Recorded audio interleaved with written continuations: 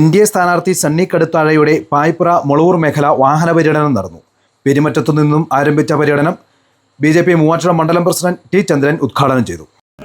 NDAയുടെ സ്ഥാനാർത്ഥികളുടെ വിജയത്തിലൂടെ മാത്രമേ നമ്മുടെ നാടിനെ വികസനത്തിലേക്ക് നയിക്കുവാൻ നമുക്ക് കഴിയുള്ളൂ. കാരണം 6.5 ലക്ഷം കോടി രൂപയുടെ കടബാധ്യതയുള്ള ഒരു സംസ്ഥാനത്താണ് നമ്മൾ ജീവിക്കുന്നത്.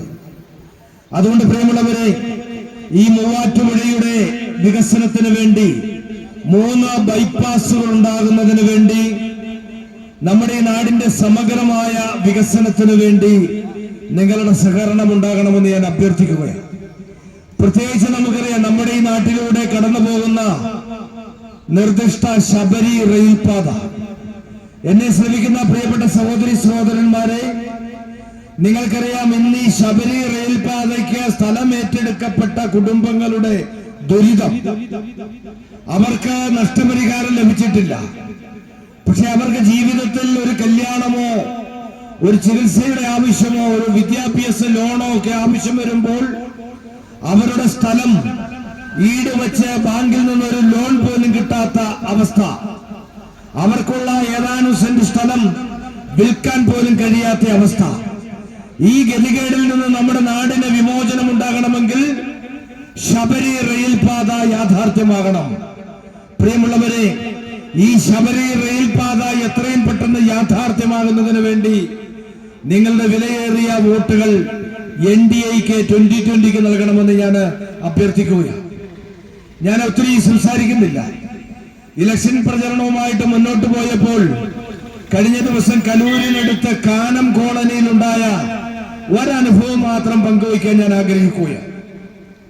അവിടെ വോട്ട് തേടി എന്നപ്പോൾ 10-40 പേർ അവിടെ ഒരുമിച്ച് കൂടി. അവരവരുടെ ആവശ്യങ്ങളും ആവലാതികളൊക്കെ പറഞ്ഞു.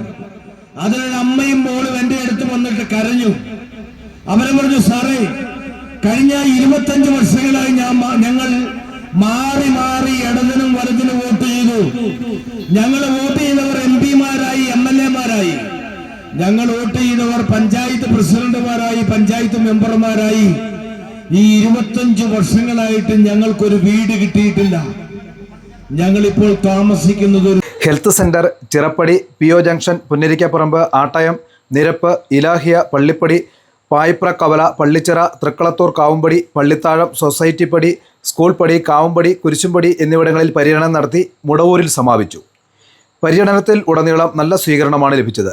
മുളവൂർ മേഖലാ president Praveen, general secretary Shaji Areekkudi, Vazhakkulam മണ്ഡലം general secretary KP Thankakuttan, Muvattupuzha മണ്ഡലം ജനറൽ സെക്രട്ടറി ശ്രീജിത്ത് നാരായണൻ, മണ്ഡലം വൈസ് പ്രസിഡന്റുമാരായ PU ഗോപാലകൃഷ്ണൻ, രമേശ് കാവന, PK രാജൻ, മണ്ഡലം സെക്രട്ടറിമാരായ ചെറിയാൻ ഇടമന, വിൽസൺ മത്തായി തുടങ്ങിയവർ നേതൃത്വം നൽകി.